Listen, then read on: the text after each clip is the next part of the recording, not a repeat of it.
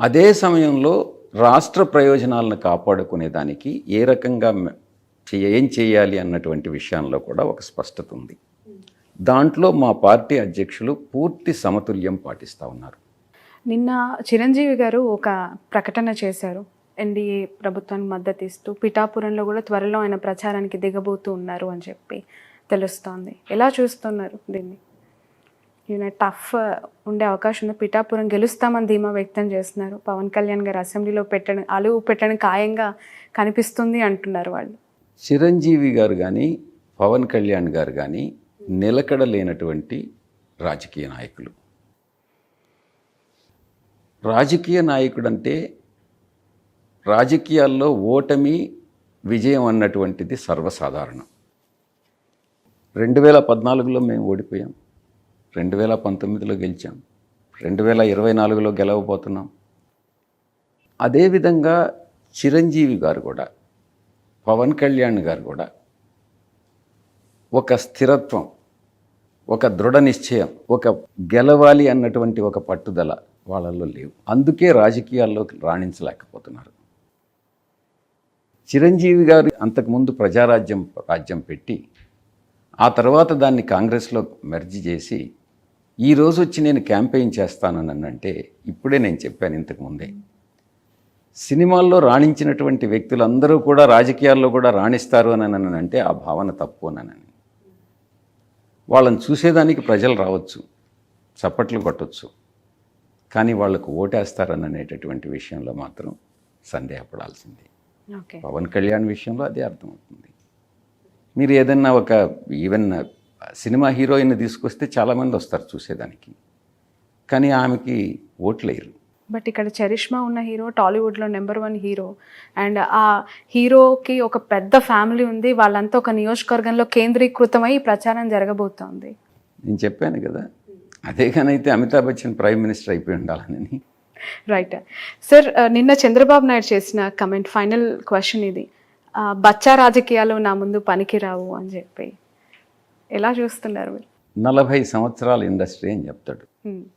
ఈ దేశంలో ఏం జరిగినా కూడా అది నా వల్లనేనని అంటాడు. అసలు మైక్రోసాఫ్ట్ చైర్మన్కి అసలు కంప్యూటర్ నేర్పించింది నేనేనంటాడు. సాఫ్ట్వేర్ని నేను ఇండియాకి తీసుకొచ్చింది నేనేనంటాడు. అది ఎంత దురదృష్టకరమైన. అబ్దుల్ కలాం గారిని నేనే ప్రెసిడెంట్ని చేశానని అంటాడు. మోడీ గారిని నేనే ప్రైమ్ మినిస్టర్ చేశానంటాడు. ఆయనకి ఏది మైండ్కి వస్తే అదే చెప్తాడన్నమాట.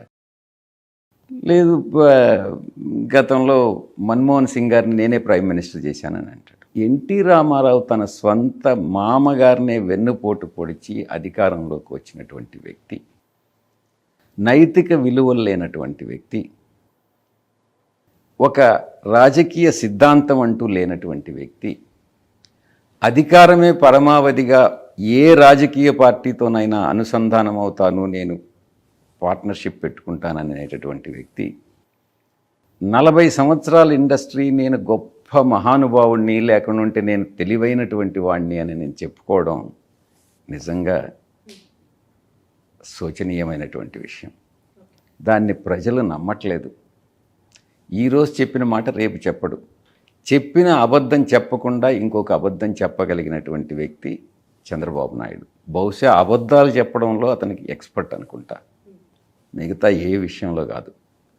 ప్రతి ఒక్క దురలవాటు, వెన్నుపోటు పడిచే తత్వం, కులతత్వం, కులపిచ్చి, లేనటువంటి దుర్గుణం ఆయనలో లేదు. ప్రతి దుర్గుణం కూడా చంద్రబాబు నాయుడులోనే ఉంది.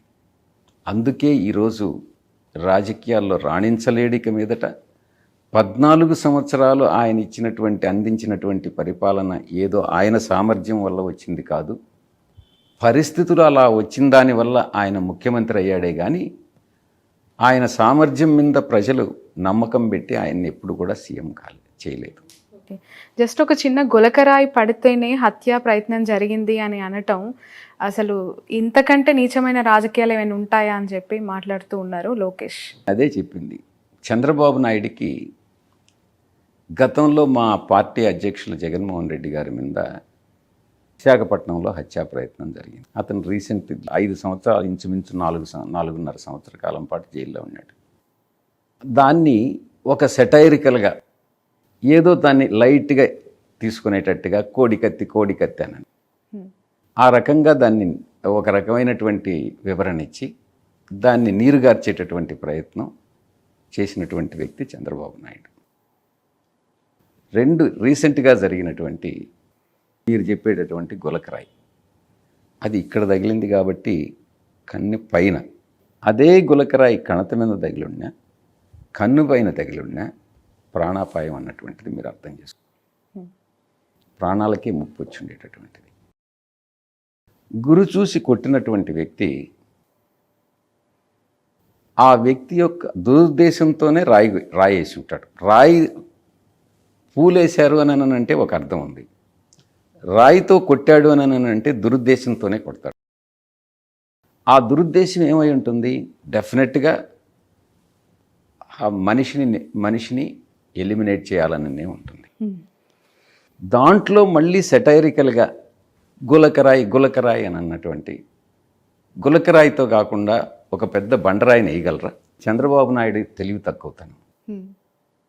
ఎయిర్ గన్ అయి ఉండొచ్చు, లేకుంటే క్యాట్ బాల్ అయి ఉండొచ్చు.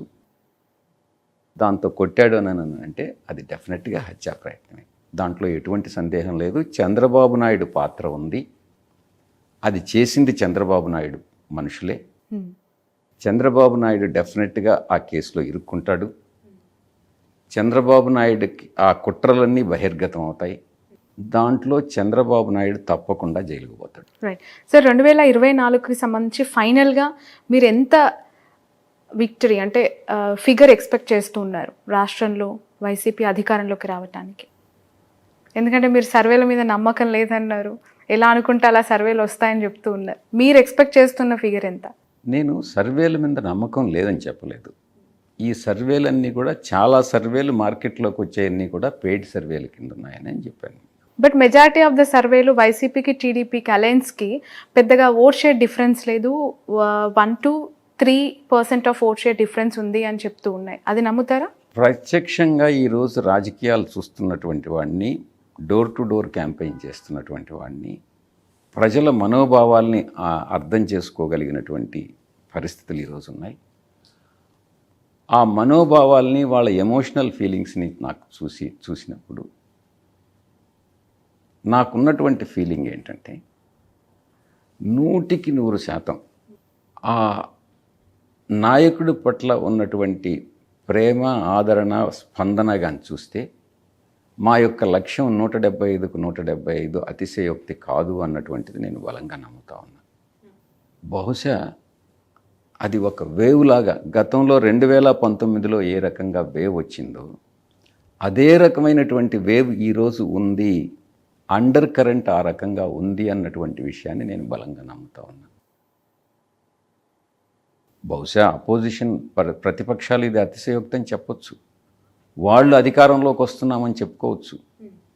కానీ ముఖ్యంగా బడుగు బలహీన వర్గాల్లో, పేదల్లో, మీరు ఒక్కసారి పేదరికం అంటే మీరు చూడాలి.